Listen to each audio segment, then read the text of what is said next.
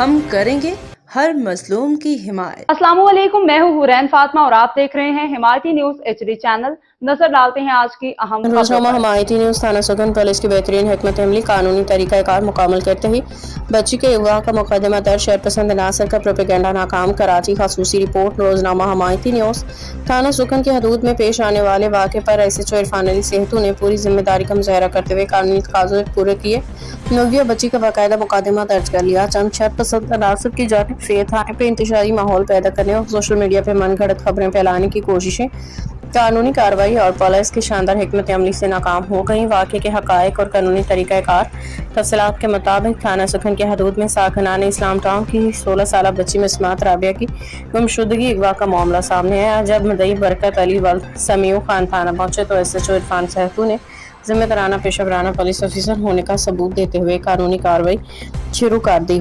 چونکہ مدعی کے پاس بچی واقعے سے متعلق ضروری معلومات و دستاویزات کا ابتدائی فقدان تھا، اس لیے قانونی تقاضوں کو پورا کرنے میں کیس میں قانونی سکم سے بچنے کے لیے ضروری چھان بین کی گئی۔ اسی دوران کچھ مفاد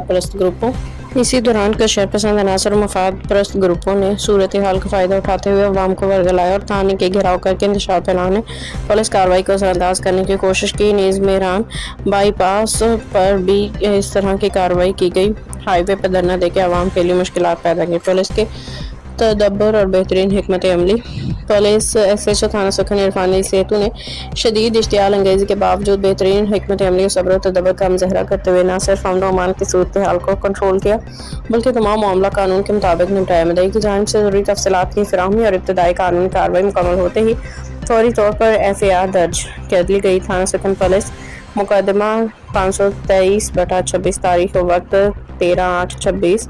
مدعی مقدمہ برکت علی ولد سمیع خان، مغویہ مسمات رابعہ دوسر سمیع خان، دفعات 365-34B تعزیرات پاکستان۔ شرپسندوں کی گمراہ کن مہم کا پردہ چاک، FIR کے اندراج کے بعد مہران ہائی وے اور تھانے کے باہر موجود ہجوم پرامن طور پر منتشر ہو گیا۔